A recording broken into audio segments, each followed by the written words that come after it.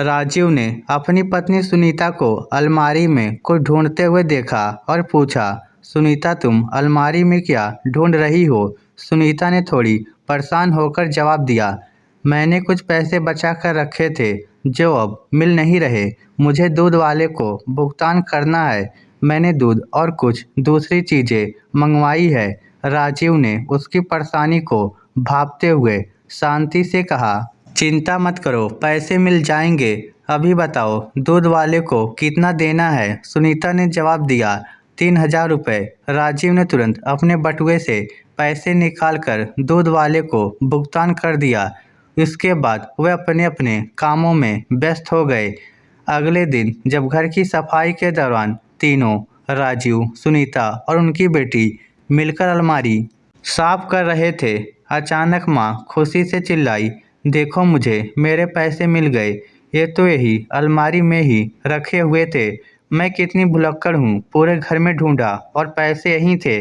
सुनीता बेहद खुश दिख रही थी क्योंकि वह उन पैसों को अपनी बहन सविता के जन्मदिन का उपहार देने के लिए बचा रही थी। लेकिन उसकी बेटी ने महसूस किया कि इस खुशी के पीछे एक और सच्चाई छिपी हुई थी। शाम को राजीव टहलने के लिए बाहर निकले तो उनकी बेटी भी उनके पीछे पीछे बाहर चली गई।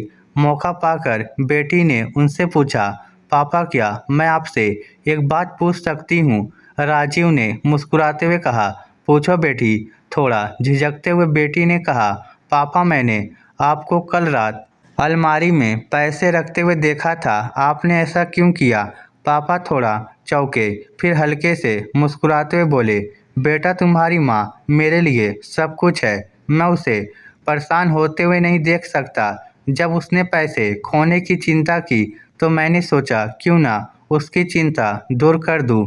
मैंने अपने बटुए से पैसे निकाले और अलमारी में रख दिए ताकि उसे यकीन हो जाए कि उसके पैसे मिल गए हैं। उन्होंने आगे कहा, हम जिनसे प्यार करते हैं उनकी खुशी हमारे लिए सबसे ज़्यादा मायने रखती है।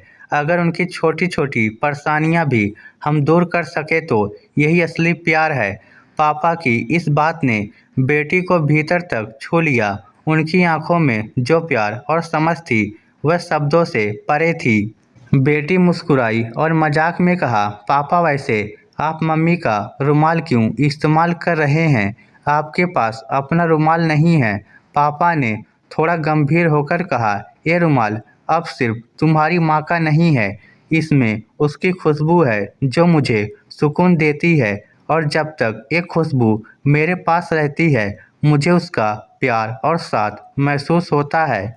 उस पल पापा की परी को ये समझ आया कि असली प्यार सिर्फ बड़े बड़े वादों में नहीं बल्कि छोटी छोटी बातों में छिपा होता है।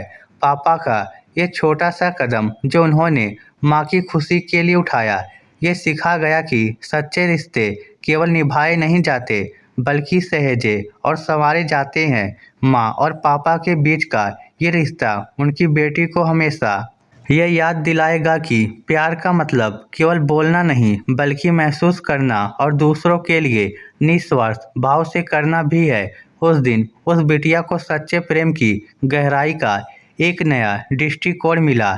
इस स्टोरी को लेकर आपकी क्या राय है? नीचे कमेंट करके हमें ज़रूर बताइएगा। धन्यवाद।